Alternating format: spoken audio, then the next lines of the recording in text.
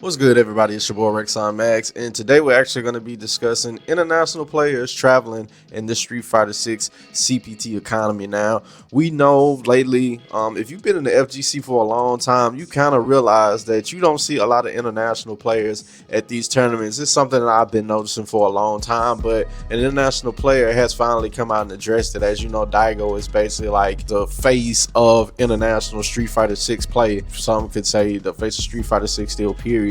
But he actually discussed this. Now, somebody brought this up to him, and now we're going to come read this from an Event Hubs article because, trying to hear it in Japanese that he's speaking and trying to, let folks go along reading subtitles can be kind of hard. So we're going to go ahead and just speak about it from the Event Hubs article. So let's get into this. We're going to skip down to here. So a fan basically asked him, have we entered an era where it's more lucrative for pros to stream at home than travel overseas for tournaments?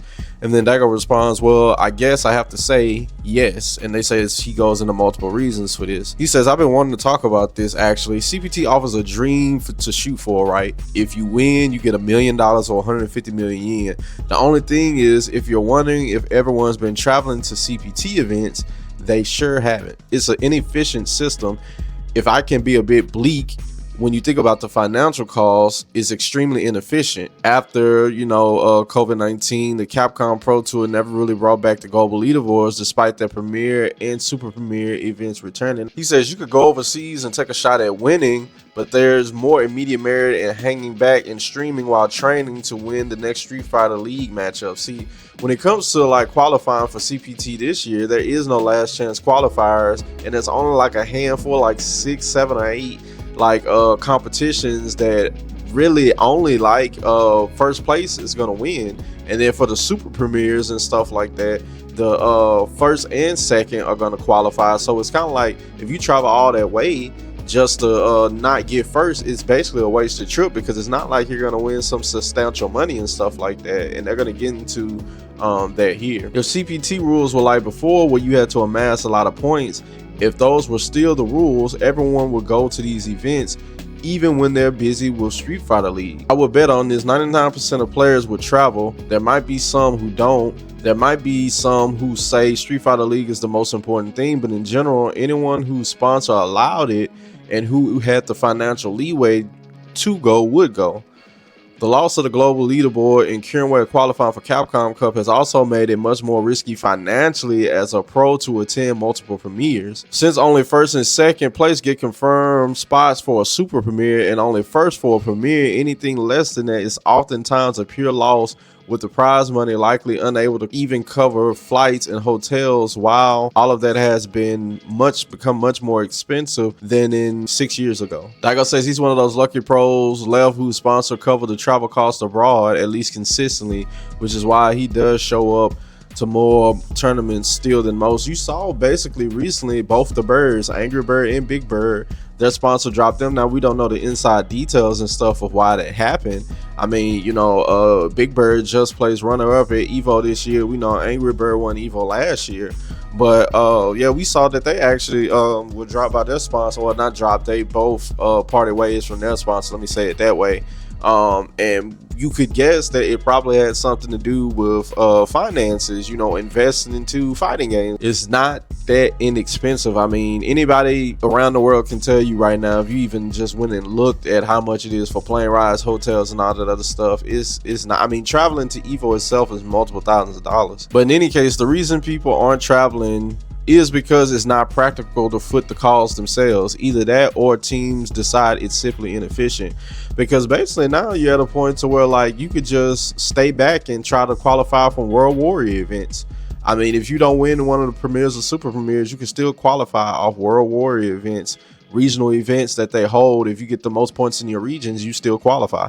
If you travel overseas, you can't stream. That's a loss. The only solution to this, of course, is to win the tournament. So it's only natural that people aren't going. And then you see here, it says, we saw that the Tekken World Tour returned to only offline events this year for Tekken 8 with global and regional leaderboards, which led to players traveling around the globe much more consistently again. So we can see the hunger is still there for the genre despite the high cost. So yes, in Tekken, basically, they have a global leaderboard. I think the only way you can qualify automatic in Tekken was winning like Evo, and so Arslan Ash won that, so he was the only one who automatically qualified, if I remember correctly. But yes, most people are gonna have to win off like total amount of points. So if we go to Twitter, we'll see many people, different people in the scene weighing in on this. Brian F says, if the CPT rules were like they were before a point system, 99% of Japanese players would travel. I've been shouting this from the rooftops for a while, that the current format simply incentivizes players to stay home.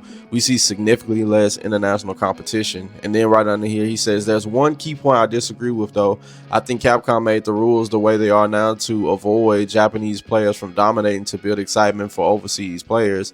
It's way less exciting not having Japanese players travel for players and spectators. This format is not building excitement by diversifying the winners, top placers. It's making the audience more indifferent to the competition, since it's clear the best players on the planet stay home and stream, prepare for SFL instead. James Shin says, I really want to go back to the point system. It was exciting, made you keep track of each event closely, creates more storylines, etc., and it supports events themselves better. There are a lot of complications to work out, who streams, ads, etc. though. Logan Sama says, preach. Also, the disappointing situations of players qualifying early in the season, then staying home as well. We need all eyes on as many events as possible, and that requires the top names being present. So this is true. Punk basically won Evo, so Punk basically can chill for the rest of the year. He doesn't have to do anything if he doesn't want to. We see some other people saying this is why peak FGC was Street Fighter 4 Ultimate Marvel vs. Capcom 309 era. He is not lying at all. That's just straight facts. If you were around back then, you know that's straight facts. We ain't even got to say nothing about it. Another person says, well, of course no one is going to be motivated to travel to a premiere where only first qualifies, especially nowadays with streaming, online World Warrior, etc.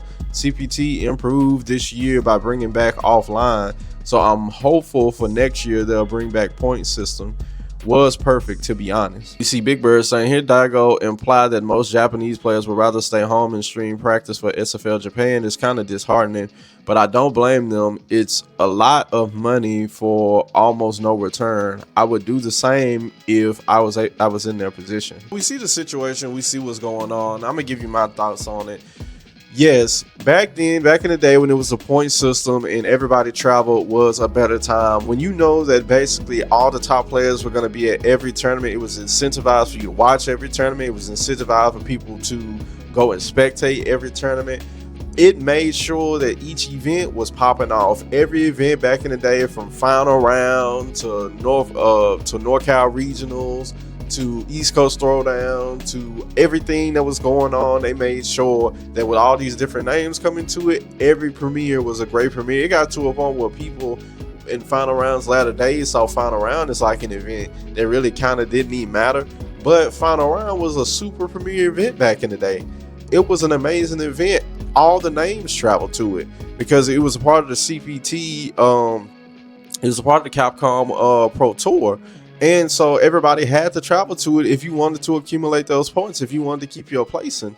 So it was a big deal. So yes, we've reached a time where streaming and stuff like that can make you a lot of money depending on the name that you have. And also it's like they said, it's a better incentive than just going to an event. It's a high chance that you won't get first, and then you came and did all this for nothing. And then when it comes to sponsors, you know, it's expensive. Now, it would be, well, we've been seeing a lot of sponsors like drop people, and you know, that's because after the Esports World Cup, everybody was trying to ride their wave, get that money and stuff like that. Now, since everybody has kind of like, you know, that event is over with, they're starting to release a lot of people, and it's just expensive to keep people now, because if people aren't traveling to these events, placing, you know, getting prizing from these events, then basically they're just gonna have to try to get their money from stream. But everybody's not that huge in streaming or content creation and stuff like that. So it's kind of like, why are these sponsors keeping these people? But then also, if we did go back to the style to where it's like you have to travel all over the world, it's expensive for the sponsors then. So definitely, if you don't keep on winning, it's going to be hard for you to keep your position with a sponsor in the FGC. So it's kind of, you know, a difficult situation. Now, you guys, let me know in the comments, do you guys want to see more international competition? Do y'all care? Do y'all like the CPT format how it is now? Did y'all like online better, or do you want to go back to the point system? I think the point system needs to come back because it would just revigor the FGC. We see how hype Tekken is now. Every event that's coming up, they got killers there. So I think Street Fighter 6 needs to get back to that. So it's your boy Rex on Max. Peace out.